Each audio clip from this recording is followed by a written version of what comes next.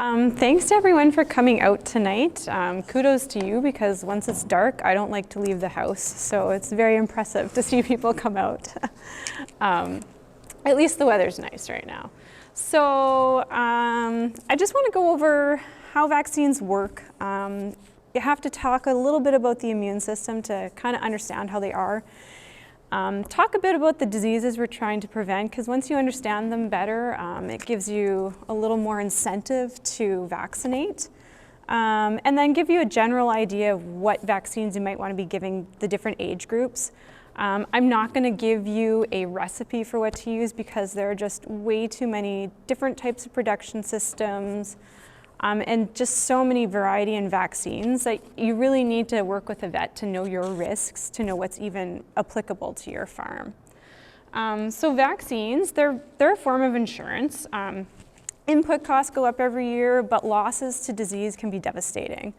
The cost of vaccination is less than having a few open cows and much less than having an actual abortion storm. And you really don't want to wait until you have disease to start vaccinating for it. So why do we vaccinate? We want to prevent disease. We want to increase productivity and profitability. A sick animal is not going to make you money. And we want to maintain the high level of animal welfare. We make a product for consumers, and we need consumers to know that we do our very best to look after these animals. And if they think that we aren't doing our best, they're not going to buy our product. So the Western College of Veterinary Medicine conducted several Western Canadian cow-calf studies and surveys, and they had some interesting findings. Some of them were that cows were more likely to become pregnant if they were vaccinated for bovine viral diarrhea and infectious bovine rhinotracheitis, so our BVD and IBR, especially if they're in commingling situations, so like community pastures. Cows bred on community pasture were just less likely to become pregnant, and there's various factors, like obviously some of that grass is a little tougher, but vaccinations and disease pressure will change that too. Vaccinated cows are less likely to abort, and calves born from vaccinated cows are less likely to require treatment before weaning, so that's going to decrease your costs and your labor. The cost of disease, there's the actual financial cost of treatments if they're available. Our viral infections, you don't have a treatment for them. You're just giving antibiotics to prevent a secondary infection. Labor, it takes a lot of time and effort to treat these animals when they're sick. I think running around chasing scouring calves that aren't flat out isn't very fun, nor is it safe. And then there's actual morbidity, which is just actual disease. You're going to have decreased production. Animals that have pneumonia, they're going to be stunted, they're not going to perform as well, and you're going to cull them earlier. And then we have mortality, so we have abortions, our pneumonia bugs can cause death, blackleg, and some of the clostridial and intestinal infections will kill them. Another real reason that we want to minimize, or that we want to vaccinate, is we want to minimize antibiotic usage. I'm sure you're kind of sick of hearing this because we talk about it a fair bit in our world. But antibiotics, when we overuse them or we use them in the wrong situation, like we're underdosing or we're not using the right interval in between treatments, we run the real risk of increasing antimicrobial resistance. So antimicrobial resistance, just anytime a bacteria, virus, fungus, or parasite change so that they no longer respond to our medications, we call it resistance. So anytime we use an antibiotic, a few bacteria are going to be able to survive, and they're called resistant. When we do some of the things like overusing them or underdosing, we really run the risk of increasing this resistance. So on the herd level, that means that some of our treatments are no longer effective. There's only a finite amount of antibiotics and treatments, and we don't have other ones to turn to sometimes. And often they become resistant to our lower powered antibiotics. And when we have to step it up to actually treat the animal, the next antibiotics we turn to are usually quite costly. And then there's a really big public health implication. So humans can become infected with bacteria that cattle carry. If they're resistant, then we can't even treat the human. The bacteria in cattle can also, if they become resistant, they can share those genes with just bacteria in the environment that people can pick up. And it becomes relevant. I have a colleague and her infant daughter had a diaper rash, which seems fairly insignificant. It was MRSA resistance, or methicillin-resistant Staph aureus. So in the end, they ran down to one of the final treatments was using dilute bleach to clean her because that was the only thing that could kill the bug at that point. So it's kind of scary when you see it in real life. Now this is probably going to be really boring and it's kind of like high school biology, but it helps you understand how vaccines work a bit. So the immune system, it's a collection of, where did we go here? Collection of biological processes that help the body to fend off disease. So disease, that's a pathogen, so a virus, bacteria. An antigen is a molecular structure on this pathogen, and it's something that our body recognizes as foreign, and it stimulates antibody production from the immune system. So an antibody is also called an immunoglobulin. It's a Y-shaped protein, and that at the ends of the Y are specific binding sites where it recognizes a certain type of antigen. So they're a very specific response. And you probably heard about immunoglobulins. The IgG is one we talk about a lot in colostrum. The body also has some non-specific immediate responses in our bodies. It's called innate immunity. There's no memory to that though, so if the body encounters that pathogen again, it's not going to be able to mount some kind of immune response remembering it. And then we have adaptive immune responses. So another kind of technical boring slide, but humoral immunity is antibody-mediated immunity, and this is what we're looking for in our vaccines. So the antibodies floating around the body recognize and bind to the antigen, so a piece on the vaccine or the pathogen, and it prevents it from causing disease. When an antibody is bound to this, it also sort of signals to the rest of the body to get rid of that, and antibodies can also bind to toxins, which is important with our Clostridial bugs. Then we have cell-mediated immunity. So this is specific white blood cells that float around. When your body encounters a pathogen, sometimes the cells will sort of swallow it in, and then they'll put a little signal on their surface. And then we have these other cells called natural killer cells and some other T cells, and they recognize this, and they get rid of that cell that has contained a pathogen. So it's a way of sort of making sure those pathogens can't start replicating and entering other cells. And it can be really important. It also includes the chemical signals just involved in the inflammatory response, so making that fever and the mucus, which sometimes can be important in actually fighting disease. So how vaccines work? Well, we kind of went over that. A vaccine introduces a modified antigen. It can't cause disease in the animal, generally. And the body recognizes that this is non-self, and then through antibodies, they make more antibodies specific to this antigen, and the end result is the immune system can respond when it's exposed to this pathogen later on. So then we have our two types of vaccines. So we have modified live virus vaccines, modified live vaccines, and killed vaccines. The modified live actually contains live organisms that have gone through a whole bunch of replications until they no longer cause disease. The immune system recognizes that they're foreign and mounts an immune response. So they're usually a smaller dose, so like 2 mils, and they usually cause a slightly stronger, more rapid, and longer lasting immune response. And they stimulate more of that cell-mediated natural killer cell response. They usually require mixing of a powder and a diluent, and because you're mixing them, they only last for about an hour, so you need to use them relatively quickly. With your killed vaccine, it's a strain of pathogen that has been killed by formaldehyde and UV light and then put into a bottle. And it has an adjuvant with it, and it's the adjuvant that kind of stimulates the immune response. So sometimes it's a bit of a larger volume because it's not a live organism, so 4 or 5 mils.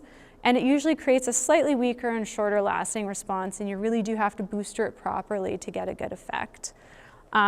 Because there's no mixing of it, it can be stored in the fridge once it's open. You just really have to use a brand new needle when you're puncturing it. Try not to go into the bottle many times because you could be bringing bacteria in with it.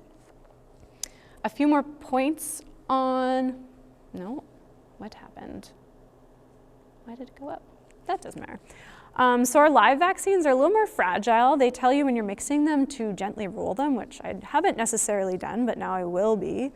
There are fewer injection site reactions because they don't have the adjuvant, shorter meat withdrawal time, but they can cause abortion in females, pregnant females that haven't had the vaccine before. And it can be shed by vaccinated animals. So if you vaccinate your calves with a modified live, your cows have never received that vaccine, the calves could be shedding it while they're nursing and mom could pick it up. It's a risk, so you kind of want to really pick your program and really know what you're using. On the killed vaccine, they're a little more stable. We can see some fairly significant injection site reactions, a longer meat withdrawal time, but there's no real risk of abortion and it's not spread by the calves and stuff.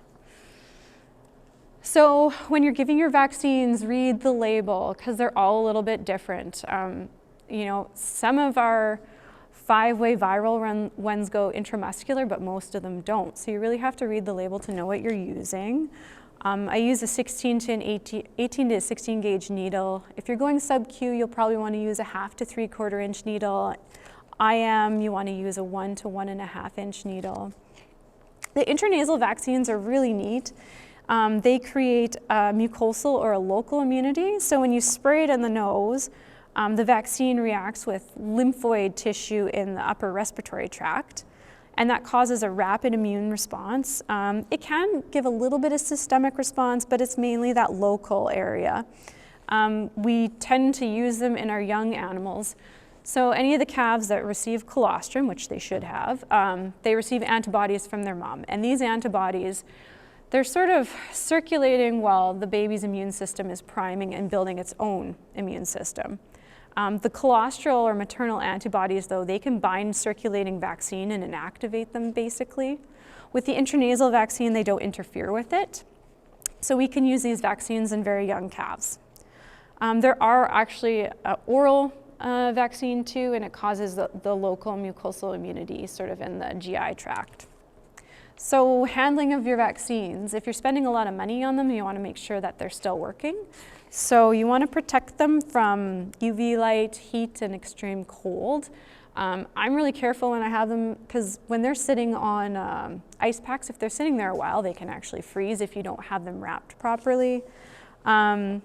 So that gently rolling to mix them, you don't want to shake them really hard and kill the organism. Never mix 2 different vaccines in a syringe. If you're using the repeat syringers, you want to make sure that you clean them properly. So not to use any detergents or antiseptics in them because the residue could actually kill the next vaccine you put in there. So with mine, I put them in really hot water. I use a toothbrush to scrub them out the best I can. And then the directions with those syringes tell you how you can actually disinfect them between use. So you just put them in boiling water for 5 minutes. And you want to make sure that you use a clean needle every time you're going into the bottle. And then for those intranasal vaccines, they do come with a cannula or a little tip that they recommend for spraying up the nose. So to carry on to actual vaccines, or the actual diseases we're trying to prevent. The Beef Cattle Research Council, which is a fantastic source of information, super practical. It has everything you need. You don't even need me here tonight, actually. They did a project at improving vaccine usage and efficacy in Western Canadian beef herds. And the study that they were looking, when they were surveying people, there were discrepancies between what people were doing and what vets were recommending. Vets weren't even recommending similar things. So they created a project team of clinicians, practitioners, researchers, and then they created some standard recommendations. So then they have some core vaccines. So these are just things that every animal should be given because the diseases are just so common. And so it includes our bovine viral diarrhea virus. There's types 1 and 2, bovine herpes virus, which is IBR, infectious bovine rhinotracheitis, bovine respiratory syncytial virus, BRSV, and then our clostridial pathogens. So they have Chovii, Septicum novii, Sordelli, and perfringens type B, C, and D. And so these are all included in your kind of like 2 basic vaccines that you probably have come across. With the Clostridial bacteria, they're found everywhere in their environment, and they're often found in the digestive tract of healthy animals. So they're ubiquitous, they call it. The big issue with them is that they create a spore, so they don't like oxygen, but when they are in an oxygen environment, they create a spore that is resistant. It will last for years in the environment. And then under the right circumstances, if they're in an oxygen-deprived environment, again, they germinate and they create toxins. And the toxins usually kill animals before we can actually treat them. So that's kind of why they're so important.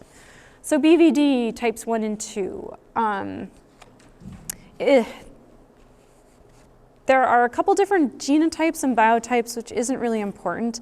The big thing, it causes huge economic losses for the industry.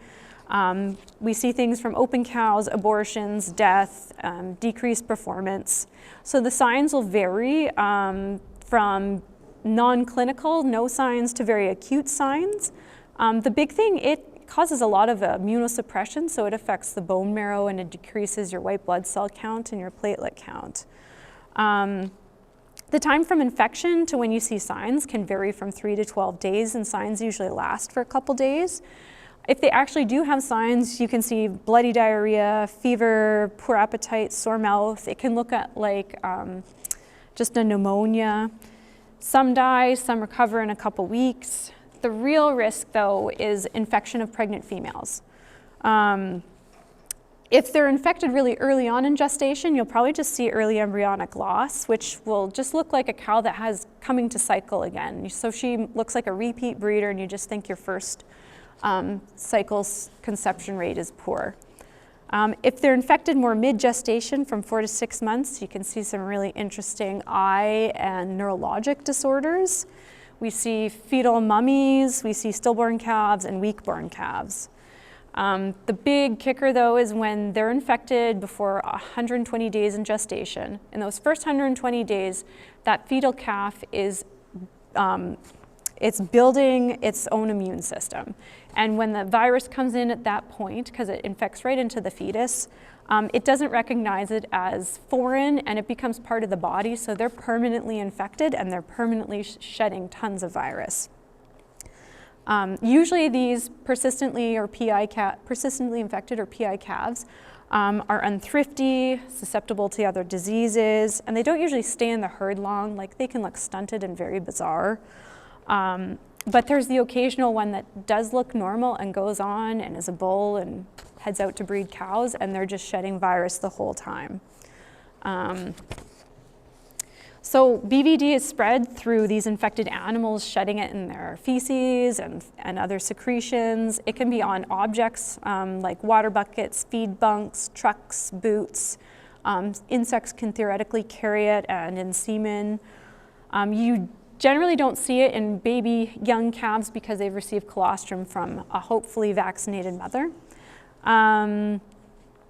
There is the potential that a fully vaccinated female could still have an abortion or give birth to a PI calf, but the likelihood is very low. So when we deal with BVD, we like to say that we want to maximize our immunity and minimize exposure. You have to do everything. So you want to properly vaccinate your herd. You need to booster them properly. When you're bringing new animals in, you'll want to, quarantining them is great, because you can tell if animals come in and aren't exhibiting disease within the first 3 weeks, they might be carrying something, but the likelihood is less. And if you ever have a calf that seems really stunted and abnormal, test it to see if it has BVD, because it could be shedding. Then we go on to bovine herpes virus, or IBR. It's highly contagious. The time from infections to seeing signs is 2 to 6 days. It spreads rapidly through cattle housed in confined settings, like in a feedlot or kind of like a cold in daycare. It's spread in all their secretions, so respiratory, ocular, genital secretions, semen, and in fetal fluids. Herpes viruses cause latent, lifelong infections. So once they're infected, they have that virus forever. It'll sit dormant in a certain nerve.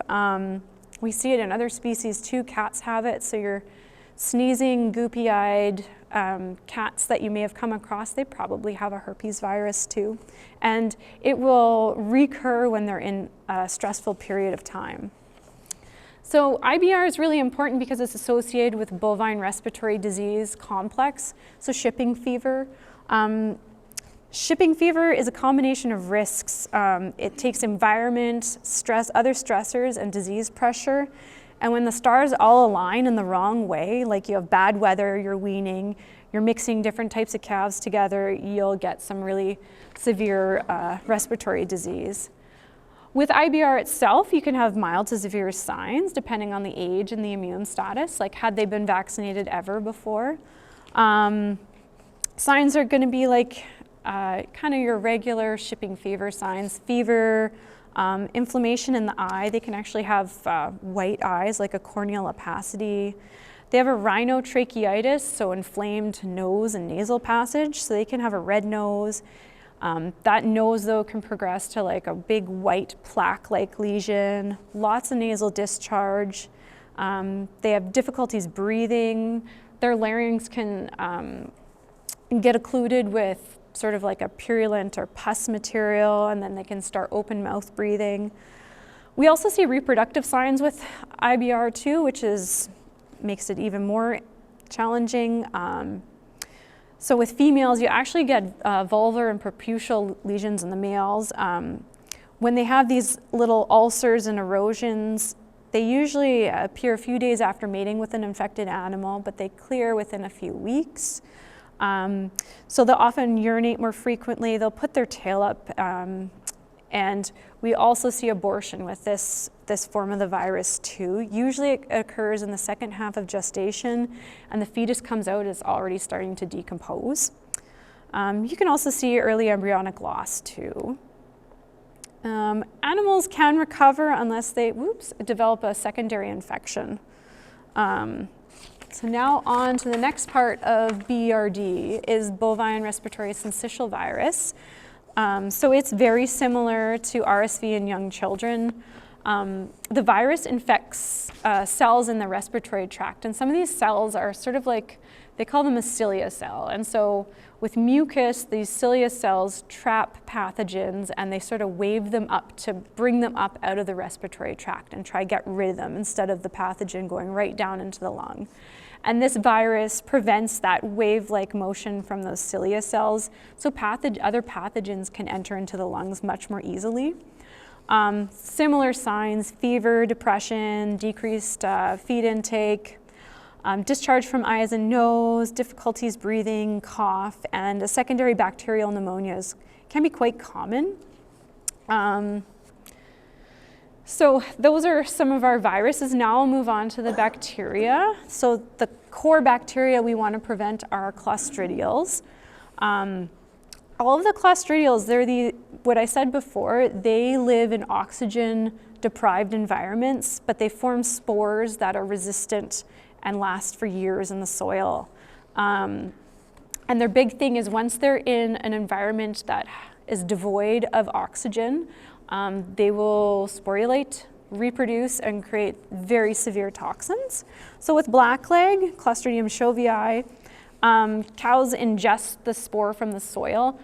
We have a big risk here because when we have wet years, the spore from underground water, it comes up to the top of standing water, and then when the water evaporates and recedes, it's now sitting on the top of the soil, so it's much more accessible to the animal.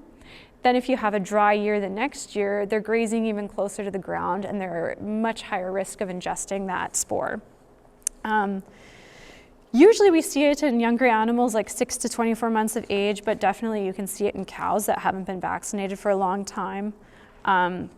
So once they ingest it, it travels around the body, sets up shop. The spore just sort of sits in the skeletal muscle. And anytime that there is tissue damage, bruising, extreme exercise, there's some muscle changes, physiology changes, and it creates an anaerobic environment, which is perfect for the spore to germinate. Once they start producing their toxins, it's almost 100% mortality. If you actually catch the animal, which I've never seen before, they'll have swellings. Usually it's over the hind leg, hips, shoulders, hind legs, and there'll be sort of like a gas crackling to the swelling. They'll be lame on the hind legs. So it technically causes an emphysematous myositis, so inflammation in the muscles, and the muscles will look black and spongy and have a sweet, rancid butter odor, apparently. But all the clostridial infections usually cause the animal to decompose a lot more quickly, so they'll probably just smell rank instead of rancid butter. Clostridium are really susceptible to antibiotics, like a penicillin will even kill them, but by the time you catch them, they're usually dead. So when we're vaccinating, you want to be giving any calves that are 2 months of age and older a blackleg vaccine, a clostridial vaccine. They tell you to booster it at 4 weeks. Generally, we're probably just boostering them when they pre-weaning, but then you want to booster them again when they're a year old. The rest of the clostridials, I'll just really go over quickly. Clostridium septicum causes this thing called malignant edema or gas gangrene. It's very similar to blackleg. Usually, though, it comes in through a puncture wound or something. I've seen it in horses, and it creates a big hot swelling. The tissue will slough. Usually, they'll lance it open to drain it, and it's really gross and very painful, I think. They can make it through, but you have to catch them early, and there's a lot of treatment involved. The Clostridium novii causes black disease or infectious necrotic hepatitis. Extremely high mortality rate. Usually it's in cattle 1 to 4 years of age. It's involved, the spore sits in the liver, and then it's a liver fluke that goes migrating through that sort of instigates the spore to germinate.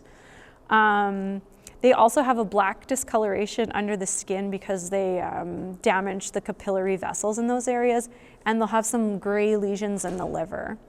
Clostridium sordelli causes a malignant edema-like condition, so that muscle damage again, very similar to blackleg too. And then Clostridium perfringens type B, C, and D, they cause an enterotoxemia, so that's toxin damage in the intestines, and it's usually so severe and fast that it's hard to treat also. Types B and C are most common. Usually we're seeing it in the young lambs, calves, and pigs. Occasionally we do see a hemorrhagic type in adult cattle too. It's usually more dairy cows, but I've seen a beef cow with it too. It'll be an acute bloody diarrhea. They'll be painful, go into seizures, and probably die. If you open them up, their intestines are like dark purple black, like it almost looks like they had a twisted gut. They're so dark. The way we want to prevent these is by having the dam vaccinated, so she's giving the antibodies in her colostrum. Type D usually causes a condition in sheep called overeating or pulpy kidney disease, and we see it sometimes too in calves, and it's when they're on a really high energy diet. So a calf that takes a giant meal because he was running around, he's really hungry, takes a big nurse off a really high producing cow. It just sets up this environment in the gastrointestinal tract that is a little abnormal, and the Clostridium can germinate. So with our clostridial vaccines, they can be 7, 8, or 9 way. Most of them will carry a C and D. The scour vaccines we have, not all of them carry all the bugs. There is a bit of cross protection between them though. Then moving on to our other vaccines are more risk-based. So not everyone is going to need all of these vaccines, but some of them are pretty important still. Clostridium hemolyticum causes red water disease or bacillary hemoglobinuria. This is really important in cows in marshy areas where we have fluke populations. So the spores they ingest, they'll go and they'll sit in the liver. When the fluke goes by, he instigates an anaerobic environment, and the spore starts reproducing and creating toxin. The toxin actually breaks down red blood cells, so we get a whole bunch of hemoglobin floating around, and we get red urine. So we're going to see signs like anemia, jaundice, bloody diarrhea. they can collapse and die also. Treatment is often not effective, so vaccinating is important. And then our Clostridium tetani is our tetanus or lockjaw. Cattle are less susceptible, but we still do see it for sure. Usually entering through a puncture wound or castration. And it creates toxins that attack the nervous system, so I'm sure you guys are aware of it. It's really, really phenomenal to see. I got to see a horse right after it was castrated with it. They'll have, their ears will be just stiff, their tail will be stiff, sticking out, their muscles will be tight. They'll sort of overreact to stimulus like light and noise. Cattle often will go on to bloat and die. So with tetanus, it's not included in all of our clostridial vaccines, so you want to make sure you know which one you have. You know, your cows may not need it, but I always want to give it to my young stock just in case we're castrating them later or something. Then we have our scour vaccines that cover for E. coli, rota, and coronavirus. These are given to your pregnant females before calving. Usually it's 4 to 12 weeks before calving. And it's to get the antibodies to those diseases in the colostrum so the calf has it right off the bat. Now, risk factors like people that are calving out on pasture in May, the disease pressure is a lot lower and you may not need to use a scours vaccine, but you might be calving on a dirty paddock and you might still need to use it because there is disease in the soil there. Our other risk-based vaccines are really important for some of our young stock. So our bacterial respiratory pathogens. Bacterial pneumonias contribute to that BRD complex. They have a huge impact, economic impact on the cattle industry and welfare implications, and they cause our antimicrobial resistance issues. Cows have a very low lung volume to size ratio, so pneumonias seem to affect them very seriously. With our bacterial pneumonias, they're going to have the same things: nasal discharge, depression, difficulties breathing, fever, inappetence. Most of these bacterial pathogens are located in a healthy animal's upper respiratory tract. It's just under those certain circumstances of stress, weather, crowding, dust, that they start to proliferate in the upper respiratory tract and they become pathogenic. And then aerosolized droplets from the upper respiratory tract will travel down and set up shop in the lung, and then that's where they're going to cause disease. So Mannheimia hemolytica will cause depression, fever, white nasal discharge, eye discharge, a moist cough. They'll have difficulties breathing, stretch their neck out when they're having problems breathing. They may have froth at the lips. Most of these bacterial conditions cause the front of the lungs, the front lower part of the lung, to have disease. Like in the picture up here, you can see the pink at the top, that's normal lung. The heart's at the very bottom, and then the dark purple is the diseased part where the bacterial, this one was actually Pasteurella and Histophilus in this animal. All of these things we can treat with antibiotics, but you have to catch them really early because once disease is there, it's really hard to clear if you're catching it midway through the process. Pasteurella is involved in BRD, very similar to Mannheimia. It's spread through direct contact through nose, ingesting feed or water that's been contaminated by snot from an infected animal. And it's causing an acute necroseparative bronchopneumonia, so that same pattern of usually the front lower lung field. Histophilus used to be more of an acute neurologic disease in feedlots called TME, or thrombotic meningoencephalitis. But now it actually seems to have changed a bit and be a bit more of a chronic disease with high levels of disease when we see it, but lower mortality, and it causes pneumonia and also infects the heart muscle. The vaccines seem to be very good against protecting the neurologic form of Histophilus, but the jury is a little out on how good it is on the respiratory part. But it also is implicated with arthritis, abortion, and mastitis. Parainfluenza virus type 3 is also one of the risk-based ones. It's included in all of your regular 5-way virals, but we just don't really know how important it is.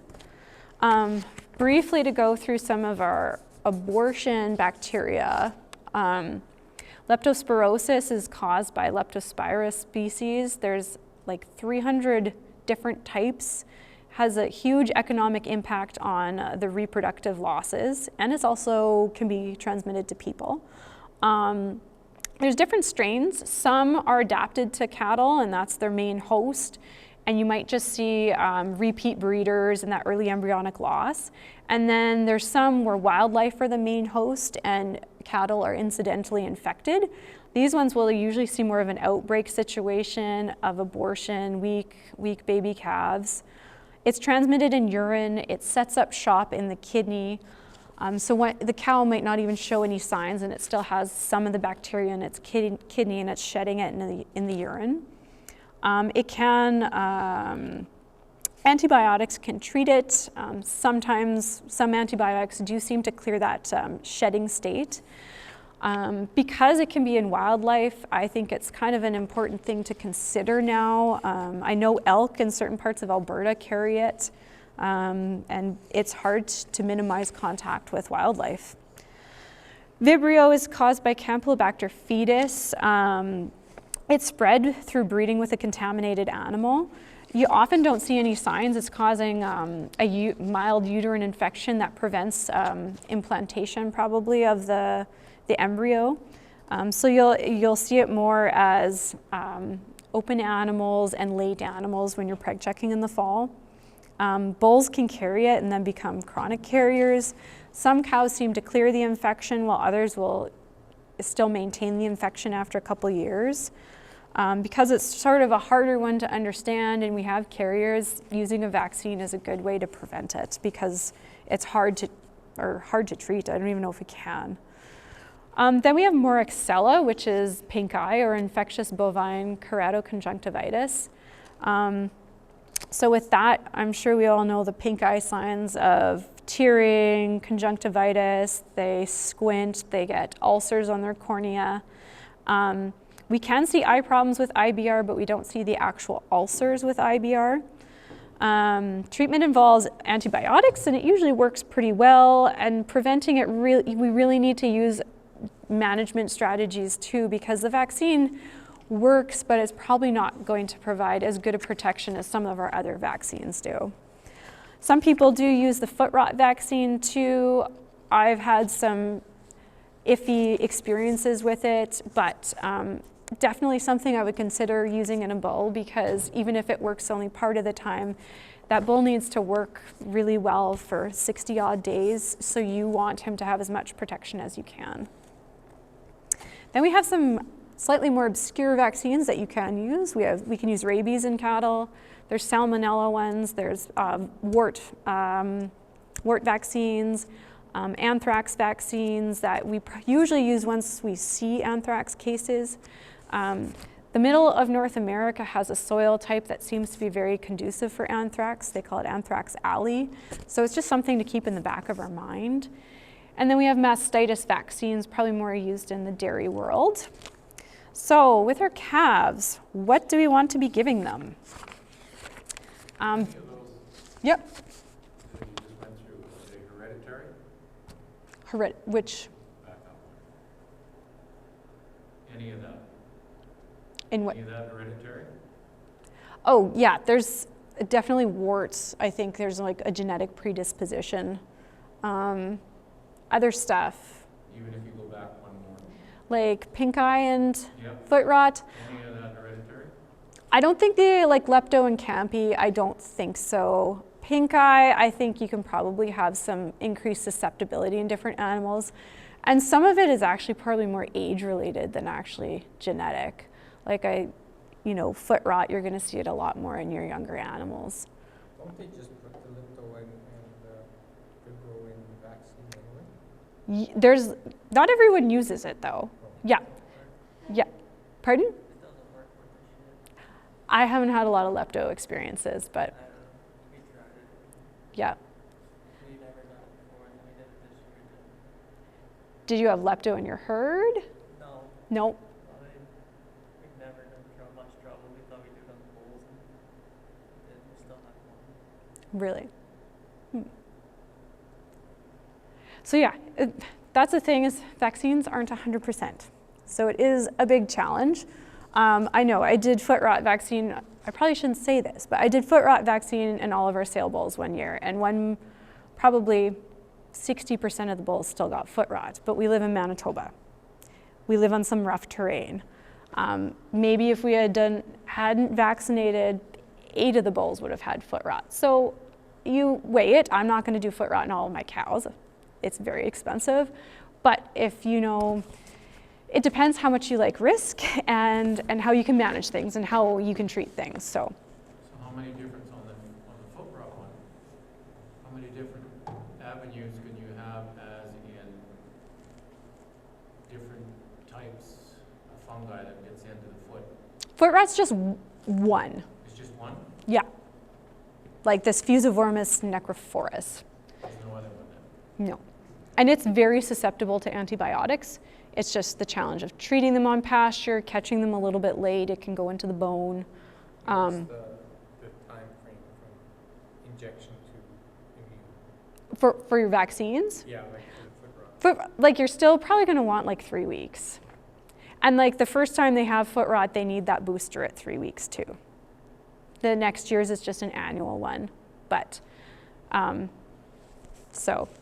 So you're saying that you're finding that if you keep that bull for 4 years, we'll just say, and you were to vaccinate him for 4 years, you're finding that that animal will have less and less chance of getting foot rot? I think just because he's maturing and his foot's different, Okay. but that's personal. Okay. Because a foot rot takes, it has to enter through a wound.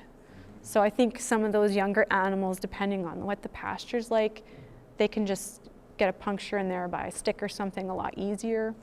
And maybe there is a little bit of immunity an older animal has to just fighting it off before it as it's entering. So you're saying here that the foot rot is actually started by a fungus. I'll call that a fungus.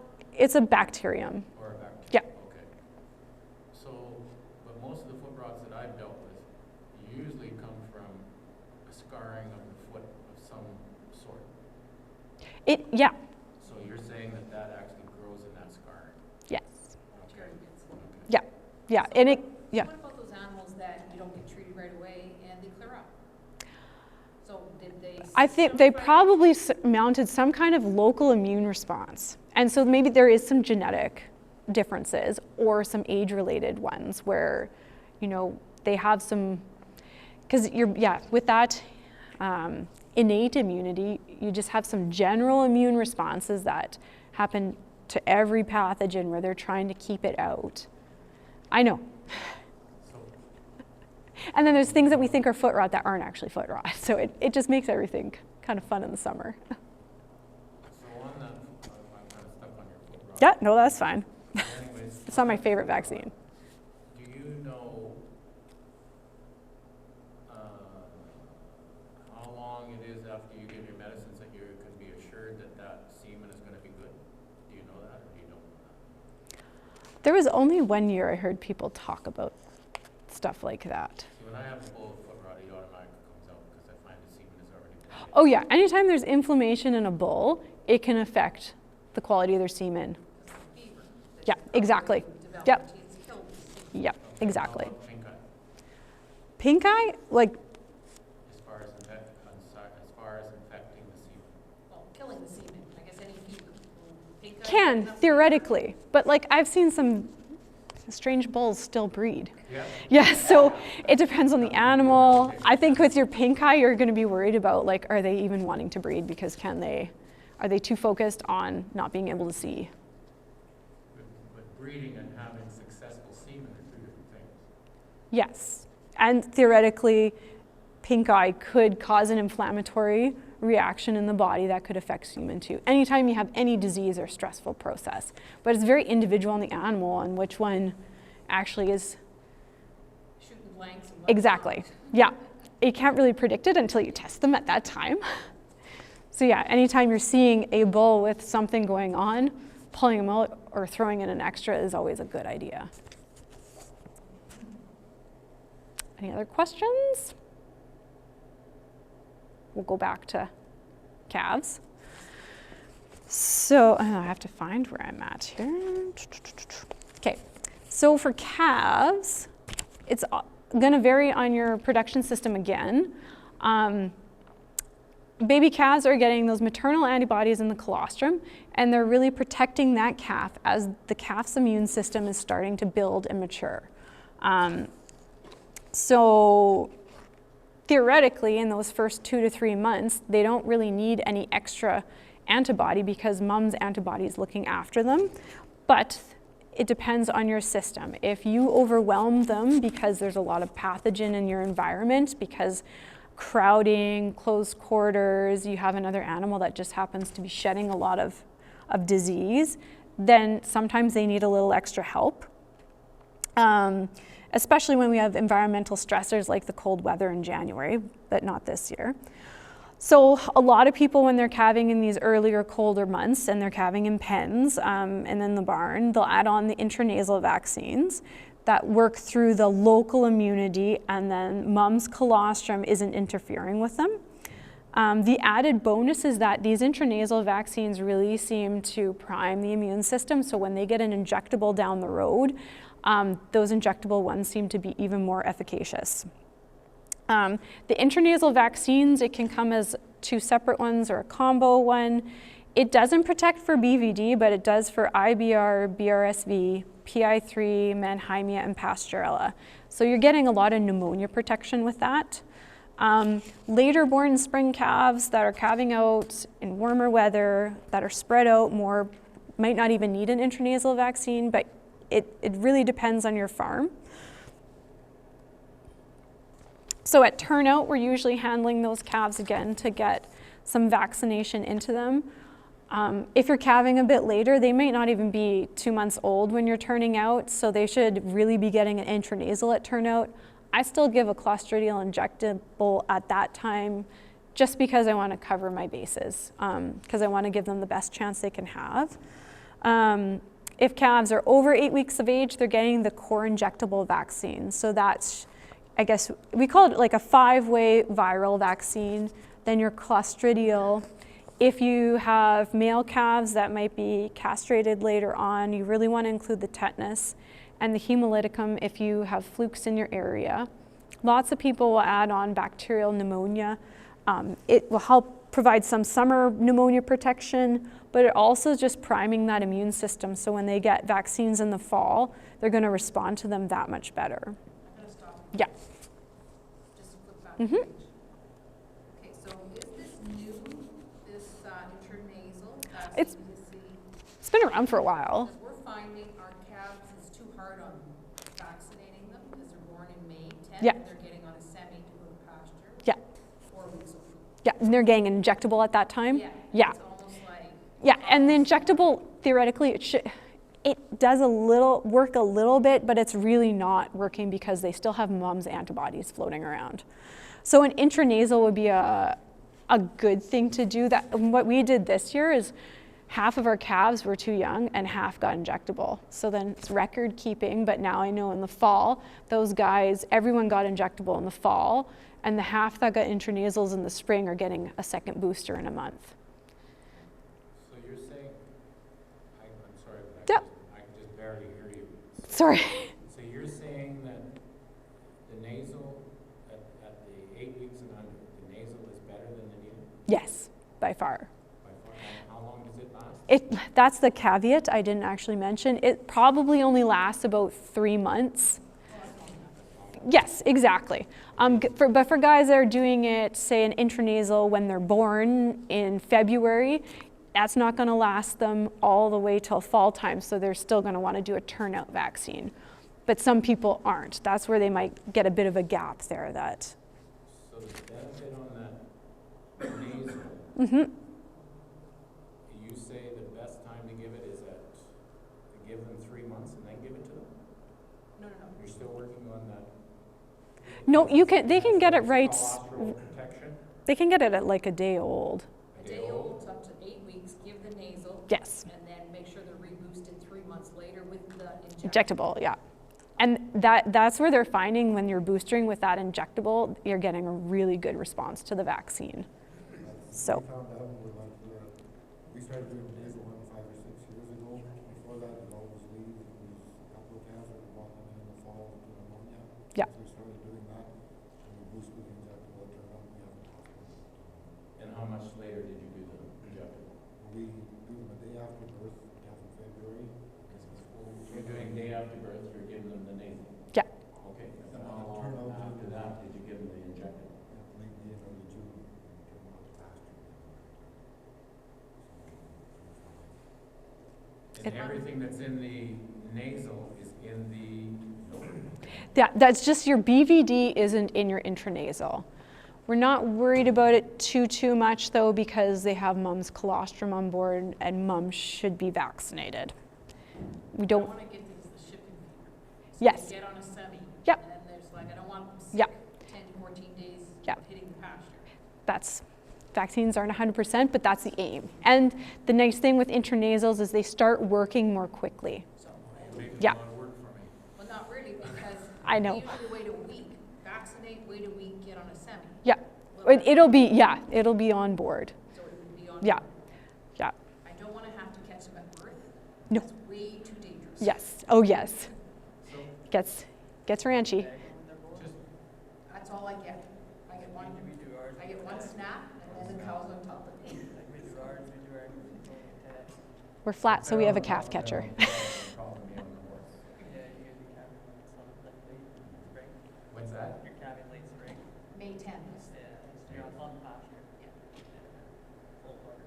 Just one quick Yep. question before you move on. Okay, in our case, our calves don't start getting born until May 10th, and we go for 70 days. Yeah. Whatever. They're out in the pasture. The bulls go in August 1st. Mhm. Is there a chance that when we needle, say we needle those calves, like you said, now you've given them the nasal, now you gotta give them the needle. Can those calves spread anything to the cow herd? Because now you've given them a booster, that needle, a BVD or whatever. Can it go into the cows?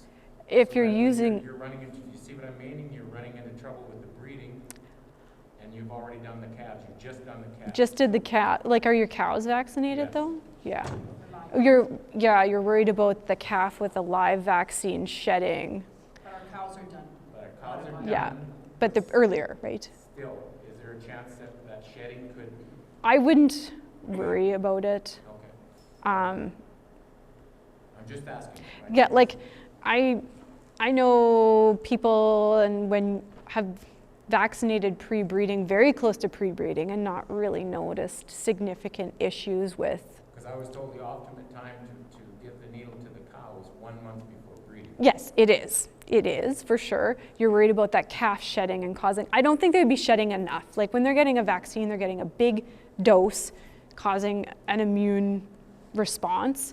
That calf is just going to be shedding a little bit, and I don't think it should cause enough to cause that cow to have inflammation and not cycle properly then. And that's true when your cow has the highest concentration of antibodies 4 weeks after she's had the shot. Yeah. And then when she doesn't have to, it's Yeah, exactly.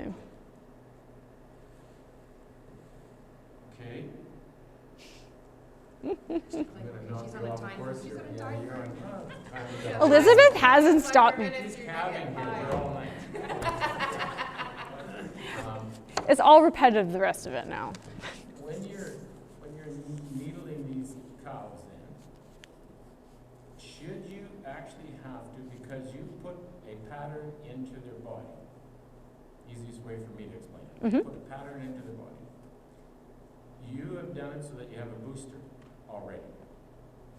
Should you have to repeat that every year on the cow, I'm saying? Modified line. It depends on the pathogen, on how long they can create immunity to it. But still, Like, it's modified live, you've created a pattern in the body. But Should you have immunity to repeat does- that cow every year? I don't know about every year, but it depends individually. Like a rabies vaccine in a person, some people are vaccinated every 30 years and some people need it every 3 years. Okay. So with cattle vaccines, some cows, I have no idea, it depends on the disease, but some might have immunity for 3 years, but others might only for a year. Are you gonna bank vaccinating every 3 years, but not everyone's gonna have that immunity? And it really depends on the actual disease itself, on how long it lasts for. So you're kind of saying that the cow actually loses her pattern after? yes. Okay. Yeah, but it varies totally on the pathogen. Like it's just like you can get influenza, reinfected with influenza several times. I know sometimes it's different, but you don't have long-lasting immunity to some of these viruses. So, find out where I am here. Calves, pre-weaning, give them everything. It sounds really terrible. I know it's not logistically practical for everyone, but giving your vaccines right at weaning time is not getting the best bang for your buck. They're gonna see disease pressure right at weaning. They're stressed. That vaccine isn't gonna work as well because they're stressed and they have a high cortisol level. And because it takes a while, like 3 weeks to really see that vaccine to kick in, they're gonna see disease pressure within that first week or two of being weaned, and the vaccine isn't on board yet. So when at all possible, you can give it pre-weaning. If you're doing some different weaning systems, like fence line weaning or something, sometimes they are in close enough that you could run them through and still have them on mum before, for a few weeks at least, ideally like 4 weeks beforehand. So you want to give all your core vaccines, so your 5 virals and your core Clostridial. You're really probably going to want to add in some bacterial and pneumonia component. It gets really challenging because our bacterial vaccines, they call them a gram-negative or an endotoxic vaccine, and they can be hard on the animal. So for a pregnant or a stressed animal that's being weaned, you don't want to do more than 2 gram-negatives. But we want to protect for like 3 pneumonia bugs. So I use all 3 of them, but I do pre-weaning vaccines and they're a little bit less stressed. I haven't had a lot of problem, but some people probably have had some issues with the vaccines being really hard on them. It depends on your system. Some of the vaccines only have the Mannheimia in them. There's only a couple that have Mannheimia and Pasteurella in them. Often we're getting the Histophilus component from a Clostridial vaccine, so it's your Clostridials with the Histophilus. But if you want tetanus, you can't have Histophilus in it. So there's like no way of getting everything, and there's a million ways to skin a cat. So my vaccine protocol changes every year, and it's probably not ideal, but it's just what I think they need that year.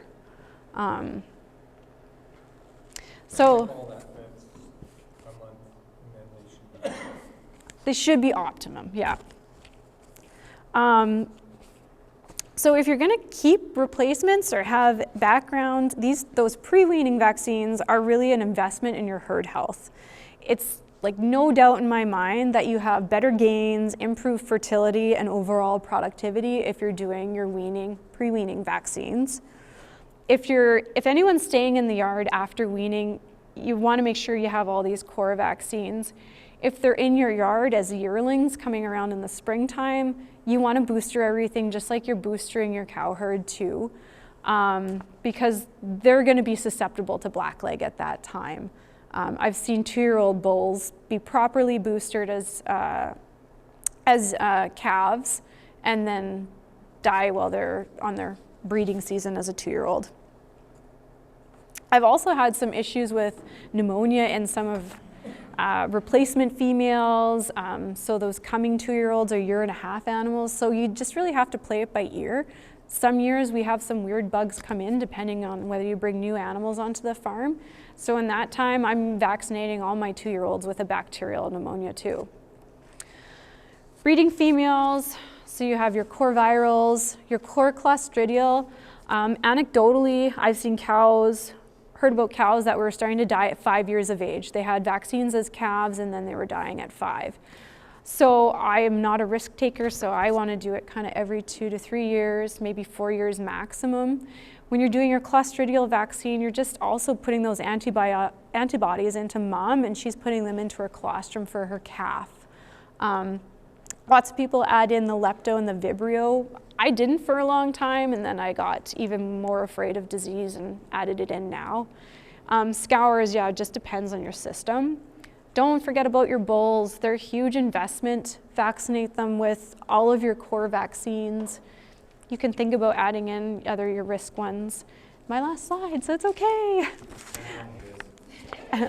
So tailor it to your operation. There's a million ways to build a protocol. That's why talking to your vet, they know what's sort of in your area. They know what you've seen on your farm before, so they're gonna know what you really need. Like, do you calve early? Do you calve late? Is it in pen or pasture? I don't even really consider any herds closed because they're in contact with wildlife. Some people think they're closed, but you bring in bulls, they can bring in all sorts of disease. And know the disease history on your farm, really. Vaccines do not solve poor management practices. You can't vaccinate your way out of bad management. It just doesn't happen. A cow needs a high level of nutrition and minimizing stress for their immune system to even work. So you can have a perfect vaccine program, but if nutrition isn't up to snuff or you really stress them out, they're not gonna work perfect. And then you have to keep in mind that they're not 100%. I'm a black and white person, so I hate that they're gray. I hate that I still do get some pneumonias, but it is just, it's biology. Nothing is perfect, but it is a really good tool in your toolkit. And I'm gonna make a generalization. I'm sure you guys feel like vets push lots of stuff on you and want to sell you lots of stuff to make money, but I think we generally want you to vaccinate for what you have on your farm. We don't want you to over-vaccinate because that's hard on the animal and it's hard on your pocketbook, but we also don't want you to see you have a wreck down the road. So if we miss something out of your protocol and something happens, you're not going to be very pleased. But if you have any questions, feel free to contact me. But She's got no time for questions right now. yeah, we had some questions, so that was good. There's more interaction than earlier today, so.